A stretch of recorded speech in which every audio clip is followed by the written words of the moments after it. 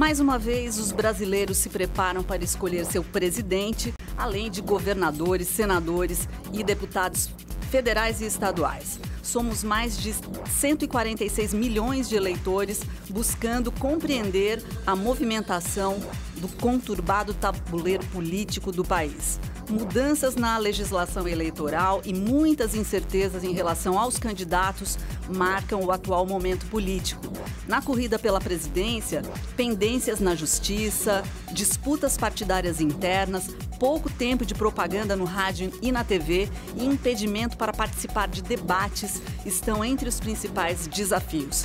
Bom, e com essa pauta quentíssima, a gente abre a nova temporada do Viva Voz 2018. O programa já está no ar pela rádio e pela TV Univale. E hoje quem está comigo é a acadêmica de jornalismo, Luana Amorim. Oi, Luana. Boa tarde, Liz, e boa tarde para você que está acompanhando mais essa temporada do Viva Voz aqui na rádio e também na TV Univale. Lembrando que você pode participar do nosso programa através das nossas redes sociais. Nosso Facebook é facebook.com/VivaVozUnivale e o nosso Twitter é @VivaVozUnivale. Nosso convidado hoje é o professor Flávio Ramos, que é coordenador do Programa de Pós-Graduação em Gestão de Políticas Públicas aqui da Univale, a quem a gente agradece a participação mais uma vez. Bem-vindo, professor. Oi, Lisa, Luana, ouvintes, telespectadores. É sempre bom estar com vocês, né? É um prazer e uma responsabilidade grande, né? Já que estamos inaugurando aqui o ano de 2018 com a programação, é muito bacana. E um tema quente, né? Não tínhamos como não chamá-lo, né, professor? Bom, enfim, faltam aproximadamente 240 dias, a gente estava ali fazendo o cálculo, até que aconteça o primeiro turno das eleições para presidente, governadores, deputados, senadores, enfim. E, lógico que alguns nomes já vêm pipocando na mídia como possíveis candidatos dessa corrida eleitoral. Mas, enfim, queríamos saber da sua visão, né? No atual momento, neste cenário agora, quais são as principais apostas dos partidos para essa eleição 2018, Flávio? Olha, Lisa, o quadro está muito nebuloso ainda. Mas, de uma forma ou de outra, os partidos estão procurando um candidato ideal. Quer dizer, no campo da esquerda, digamos assim, ou de centro-esquerda, nós temos o PT ainda com a indefinição do Lula, tal. O PT tem o plano B e o plano C. É o Jacques Wagner, ex-governador da Bahia, e o Fernando Haddad, que foi prefeito de São Paulo, é um bom nome, tem um bom currículo, enfim. Mas o PT vai aguardar um pouco mais para saber como é que fica esse negócio do Lula, né? A justiça está aí e tal, enfim. Mas mesmo assim, do centro à esquerda, temos ainda a Marina Silva, temos o Ciro Gomes, o PCdoB talvez apresente um candidato próprio, e à direita temos lá na extrema o Bolsonaro, e temos também do centro para a direita o próprio Temer, que eu não sei como é que ele quer conquistar o voto do eleitor, aí, meio disfarçado, já que ele tem uma rejeição muito grande. O Meirelles também é outra pessoa que não tem, eu diria assim, pelo menos a minha leitura, não tem muita empatia com o eleitorado, com o cidadão brasileiro. E temos também, digamos assim, alguns outros candidatos que se aventuram a ocupar esse espaço. Agora, o nicho seria um candidato de centro, e esse nome não existe ainda. Algum tempo atrás, sei lá, até uns 40 dias mais ou menos, o próprio Luciano Huck seria um nome, né?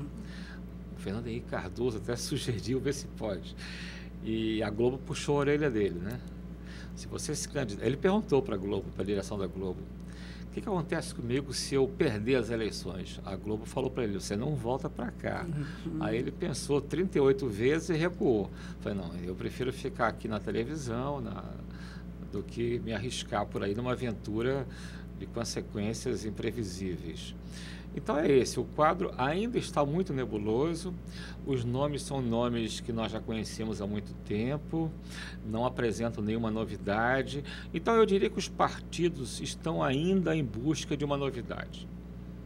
E ainda é possível aparecer isso, Flávio? Pois é, Lisa, eu acho difícil, afinal de contas já estamos praticamente em março, né? Estamos em março, né? Sim. Hoje é dia 5.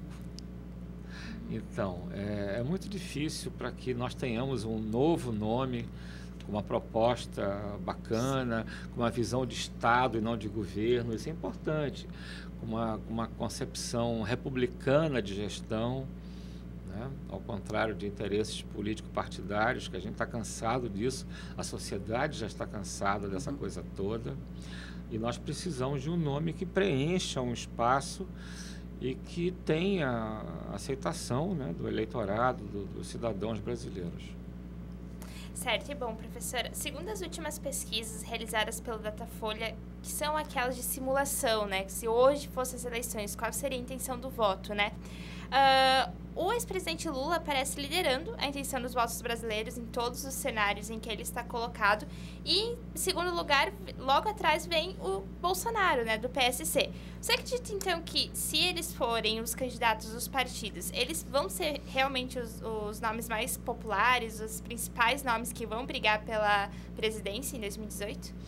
Pois é, para surpresa geral, o Bolsonaro avançou bastante nas intenções de voto. E eu, particularmente, não acredito que seja um bom nome. Eu acredito que o Brasil precise de um estadista que tenha equilíbrio, que seja ponderado, que consiga fazer uma avaliação um pouco mais tranquila com relação aos problemas que afligem, né, a nação, o país. O Bolsonaro, ele surge, de repente, com uma proposta, eu diria, um pouquinho radical, né? E sem base política partidária. Isso é muito complicado. Nós tivemos um caso parecido com esse, que foi o Collor de Mello. Ele não tinha base parlamentar e logo depois caiu, né, com um discurso também extravagante, um pouco exótico. Então me preocupa um pouquinho o nome do Bolsonaro, embora tenha, como eu falei agora para você, né, Luana, avançado nas pesquisas de intenção de voto. E o Lula é o Lula, né? Quer dizer, o Lula, ele cresceu mais do que o partido. E nesse aspecto eu acho que ele fez mal ao Partido dos Trabalhadores. O PT teve bons quadros nos anos 80, nos anos 90, e o nome do Lula ficou maior do que o partido. Tanto é que hoje a gente fala de lulismo e não de petismo. E eu acho que para o bem do PT, e não é uma avaliação apenas minha, mas de muitos amigos que eu tenho ainda no partido, além dos que saíram, né? Boa parte da intelectualidade brasileira, da própria Igreja Católica, enfim. Mas eu acho que para o bem do PT seria interessante apresentar um nome novo, né? Talvez o Haddad seja esse nome, embora pouco conhecido ainda dos brasileiros, tal, mas é um cara que tem um currículo bacana, é doutor em filosofia, tem uma concepção de Estado legal, enfim, talvez fosse um bom nome para o PT, né? E aí o Lula, o pessoal fica no próprio partido, partido que nos anos 80 surgiu com uma proposta de democracia interna, de consultar as bases, os militantes, e hoje não, quer dizer, já há algum tempo o Lula que indica quem vai ser o quê? Prefeito, governador, o candidato, né? O presidente, no caso da Dilma. Enfim, eu acho que faria bem ao PT dar uma revigorada, reforçar essa questão da democracia interna, essas coisas todas. Mas, paralelamente, você tem candidaturas à esquerda também, como eu citei agora há pouquinho, como o Ciro Gomes, que é uma figura, né, que às vezes não se segura um pouquinho na linguagem, fala um pouquinho demais. Pois é. É um homem inteligente, tá? Diga-se de passagem. E a Marina, que também já é conhecida e sempre com a mesma proposta. E, pois é, mas aí a gente volta àquela questão, falta o nome do centro. Que coisa. Ou seja, uma novidade no cenário político eleitoral, coisa que não temos ainda. Ô, Flávio, mas apesar dessa predominância, de a gente perceber que essas lideranças são as mesmas, né, e tudo mais, até o momento, 19 nomes já foram anunciados para concorrer à presidência, né? Como é que você vê essa multiplicação de possibilidades, mas nem tanto, né, de acordo com a sua própria análise, né? Pois é, até me surpreende. A vaidade urbana não tem limite, né, Liz? Você vê, o Meirelles é uma figura que não tem a menor empatia, uma pessoa, se me desculpe aqui a minha opinião sincera e pouco fundamentada ou consistente em termos de pesquisas, essas coisas todas, Mas o Meirelles não tem a menor empatia, é um homem antipático, é um tecnocrata, não quer ser presidente. Pois é. E o Temer, com a rejeição daquela, também quer ser presidente. Bom, dizem, né? Aí é uma hipótese também que levanta. Que a própria intervenção militar no Rio de Janeiro, na administração da segurança pública, tudo isso é campanha. seria uma cartada do Temer.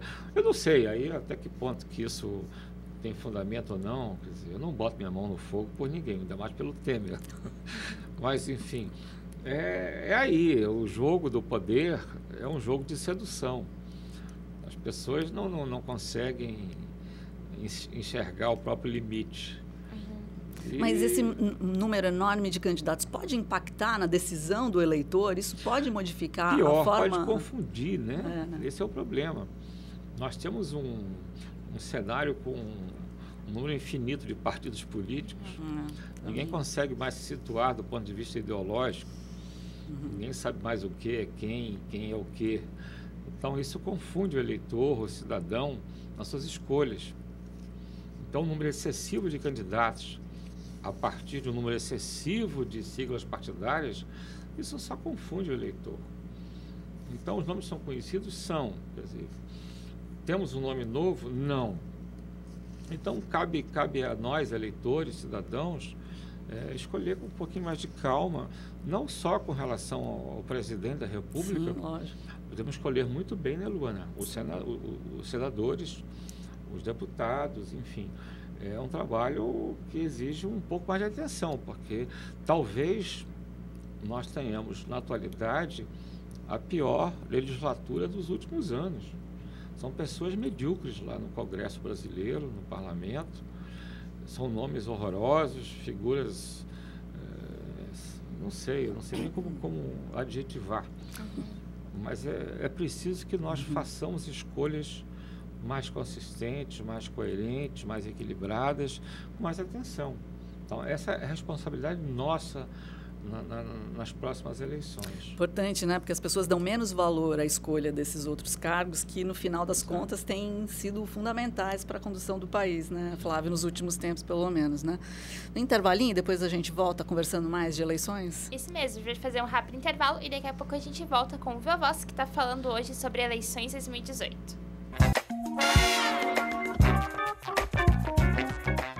Isso aí, já voltamos. Hoje nosso entrevistado é o professor Flávio Ramos. Estamos aqui pedindo a ajuda do professor para compreender um pouco mais esse cenário pré-eleição para presidente, para governador, deputado, senador. É isso, né, Luana? Isso aí, Lisa. E, bom, professor, as eleições deste ano serão as primeiras para presidentes e governadores após o impeachment da presidente Dilma, que aconteceu em 2015. Como que tu vê quais são os traumas e as consequências que esse processo pode acarretar nas eleições desse ano? Luana, a gente vive no Brasil um desafio permanente, que é o chamado presidencialismo de coalizão. Um presidente da República no nosso país precisa ter a maioria no parlamento para poder governar. Então, Collor perdeu essa maioria e foi impedido de continuar seu mandato. Dilma, a mesma coisa. Ela perdeu o apoio do próprio partido, quer dizer, então ela não tinha maioria no Congresso, no parlamento. Então, esse é um desafio de qualquer presidente. É o presidencialismo que depende dessa base parlamentar. E eu acredito que aí reside o grande problema nosso do troca-troca, né? Porque você precisa negociar com os partidos políticos. Você veja, a base governamental do Temer, como era da Dilma, era composta de muitos partidos. E aí começa o problema. Você precisa negociar cargos, ministérios. Você coloca nos ministérios pessoas sem o perfil, sem a competência necessária para exercer aquela função. Então, você veja, tivemos nomes inexpressivos no ministério, tanto da Dilma como do Temer. Isso é muito ruim, quer dizer, antigamente que eu digo, quer dizer, antes da Luana nascer, né, nós sabíamos de cor os nomes dos ministros do Executivo Federal. Hoje conhecemos que nomes? Do Judiciário. Quer dizer, né? A gente conhece todos os nomes do Judiciário, todos. né? Então, quer dizer, mudou um pouquinho. Então, nós temos um peso maior do judiciário com relação ao executivo. Quer dizer, há um desequilíbrio um pouquinho na nossa leitura que a sociedade faz do poder. Então, isso em função de quê? Dessa negociação. O presidente assume, bota lá Você vê agora o caso recente do nome da ministra que não assumiu do trabalho. A filha lá do Roberto Jefferson, quer dizer, uma pessoa que ninguém sabia nem que existia, né? Quer dizer, aqui entre nós, né, que ninguém nos ouça e nos veja. Mas, enfim, são nomes inexpressivos. Nós tivemos, há algum tempo, no cenário da política brasileira, nome de expressão, no parlamento, no executivo, né? E hoje não temos, mas nós não temos lideranças no parlamento, nós não temos nomes de peso. A gente pode observar no próprio impedimento da Dilma, e recentemente agora também nas eleições, na votação da Câmara dos Deputados do Senado e tal, são pessoas que vão lá para o púlpito, para o palanque, falam um monte de besteira, são pessoas que não conseguem nem se posicionar, não tem uma narrativa fluida, consistente. Então nós temos nomes ruins. Por isso que eu acho, Luana, que nessas eleições agora, pós-impedimento, né, da presidente Dilma, a responsabilidade nossa, como cidadãos, como eleitores, aumenta consideravelmente. Nós precisamos, de fato, ter calma e equilíbrio na escolha dos nomes, porque são essas pessoas que estarão lá em Brasília, ou mesmo aqui na Assembleia, enfim, nos representando. E há um fosso, uma distância enorme da sociedade com relação às instituições políticas tradicionais.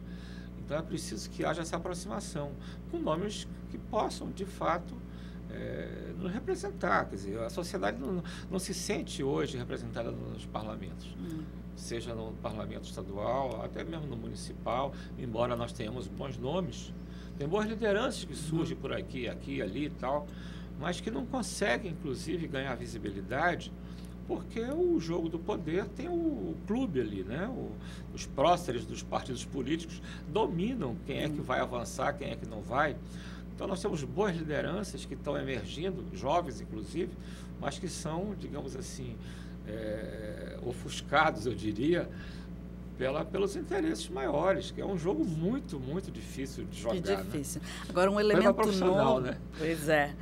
Um elemento novo que tem participado e gerado vários impactos na política mundial, né? E eu vou chamar, por exemplo, do presidente Donald Trump, é a questão da internet, das fake news, que trabalharam bastante nos Estados Unidos, está comprovado isso hoje, né? E esse tipo de conteúdo também pode gerar uma movimentação diferente aqui no eleitorado brasileiro? Como o eleitor vai lidar com a internet, com as redes sociais nesse período, mesmo que existam regras, né, claro, para os candidatos utilizarem as redes, né? Mas de que maneira isso pode impactar no resultado dessas eleições, Flávio? Pois é, Lisa, isso vem preocupando não só aos analistas políticos, mas também ao Tribunal Eleitoral, ao Supremo Tribunal Eleitoral, por causa das fake news, né? Quer dizer, a internet, apesar de ser uma inevitabilidade, ninguém vai negar a importância da internet, Instagram, esses aplicativos todos, mas a internet tem refletido, infelizmente, a pobreza do debate político no Brasil. Então, você tenta, via esses aplicativos ou via os meios de divulgação eletrônica, né, convencer os convencidos. Quer dizer, você viu que o debate é muito pobre, quer dizer, as pessoas não têm argumentos consistentes, inclusive se tornam-se agressivas, porque você pode escrever o que você quiser ali. Né? Então é preocupante, porque você lança um boato, uma conversa qualquer, e isso repercute de uma maneira absurda. Então é preciso também que nós tenhamos essa consciência da importância do debate político. É preciso que a gente possa, digamos, ouvir, aprender, se convencer com a opinião e respeitar a opinião do outro. Isso é fundamental. Ninguém respeita mais a opinião do outro. As pessoas são extremamente intolerantes. Sim, intolerantes. Intolerantes, quer dizer, o cara diz uma coisa, tudo bem, qual é o problema? Ele quer votar porque o Lula é feio, o Lula é bonito, quer dizer, o Temer é isso e aquilo, quer dizer, no meio desses dois extremos tem um monte de coisas a serem discutidas. Claro. Né? Então, o jogo ficou muito pobre. Então, você é contra o Moro, você é de esquerda, você é a favor do Moro, você é de direita. É uma pobreza ridícula, uma coisa inconsistente, quer dizer, tem coisas boas e ruins de ambas as partes, de ambos os lados. Vamos ver, mas o que tem no meio disso tudo? Ver se a gente consegue pegar uma coisinha boa aqui ou não. Não é só dizer se o governo do Lula foi horroroso ou foi ótimo. Não, foi bom e ruim, como foi do Fernando Henrique Cardoso também. Teve coisas boas, teve coisas ruins. Vamos ver o que teve de bom, o que teve de ruim. Né? Mas vamos discutir isso com elegância, eu diria. Perfeito. Isso é que falta no debate político. Não dá para sair dando pontapé em todo mundo, porque nós não vamos chegar a lugar nenhum. Então é equilíbrio. Você tem que assumir uma posição política, eu acho isso importante. Mas, poxa, vamos lá, calma, vamos discutir essas coisinhas com mais delicadeza, eu diria. Com certeza. Falta educação na política também, né? Para o brasileiro, enfim. E bom, essa também é a época em que os partidos políticos começam suas negociações para criar as coligações que irão trabalhar juntas nas próximas eleições. Isso também vai gerando um pouco de polêmica, principalmente quando o assunto envolve o PMDB e o PT. Em ao menos 6 estados, o Partido dos Trabalhadores irá se filiar a candidatos que apoiaram o processo de impeachment. Como que isso pode representar na prática para aprovação de projetos, na condução da política brasileira? O que isso pode impactar? Pois é, Luna, isso é outra coisa complicada, porque a conveniência do momento faz com que nós tenhamos coligações absurdas. Né? Eu não diria nem do PMDB, porque existe até uma ala interessante do PMDB, apesar de tudo, que tem algumas identidades com pensamento de esquerda, pelo menos historicamente foi assim. O PMDB tem nomes que alguns se corromperam ao longo do tempo, mas ainda tem nomes interessantes. Mas as coligações também são fruto disso, quer dizer, da necessidade de você compor, né, apoio, base, para que você chegue ao poder. Então, a disputa pelo poder é o que predomina, né, no momento eleitoral. E você tem, inclusive, coligações muito mais absurdas do que essa aí que você comentou. Né? Nós vamos ter que conviver com isso. E isso também preocupa, porque o eleitor fica confuso. Como é que pode? O cara que eu apoiei nas últimas eleições era um crítico desse partido. Agora ele está apoiando. Que negócio é esse? Quer dizer, então fica confuso mesmo. Concordo com você. Isso é um quadro que torna ainda... a coisa fica mais nebulosa ainda. Fica muito difícil de você entender. Mas é também fruto da nossa legislação eleitoral, do nosso sistema político. Com o número, sei lá quantos partidos nós temos agora, já perdi a conta, mas é um número absurdo. Então, você tem coligações muito, muito fortes, com um número muito grande de partidos, o que vai causar problemas mais adiante. Porque quando o cara ganhar as eleições, seja no governo do Estado, seja no Executivo Federal, seja na Prefeitura Municipal também, ele vai ter que dar cargos para essas pessoas todas. Vai ser uma loucura. Ele vai ter que compor o governo dele com pessoas que nem ele sabe quem é. Muitas vezes o presidente da República define o ministro por pressão da base ou das coligações que foram feitas lá atrás, no período eleitoral. São nomes que nem ele confia. Mas tem que engolir o sapo. Né? Isso aconteceu em todos os governos desde a redemocratização do país. Engolir sapo. O presidente coloca lá um nome que ele não confia no cara. Ele sabe que aquela figura é incompetente, é corrupta, é não sei o quê, mas tem que botar aquele sujeito ali num cargo X, porque o partido dele, durante o processo eleitoral, compôs a base, fez parte da coligação. Então isso é ruim, mas é o que a gente tem que vivenciar, infelizmente. Ô Flávio, a gente está aqui só esquentando os tamborins, né? Porque a campanha de verdade nem começou ainda, né? A gente está só tentando entender esse cenário. Mas a Luana, durante o nosso trabalho de produção desse programa, ela lembrou de um episódio muito interessante que aconteceu na Sapucaí. Eu sei que você é carioca, acho que vale a pena a gente comentar, né, Luana? É isso mesmo. Um dos fatos que chamou também muita atenção, principalmente nas redes sociais nos últimos dias, foi que algumas escolas do Rio de Janeiro usaram os desfiles da escola de samba como forma de protesto, sendo que a escola que mais usou disso foi a Paraíso Tuiuti, que ficou em segundo lugar, que o último carro alegórico deles apresentava um vampiro com uma faixa presidencial em alusão ao Temer.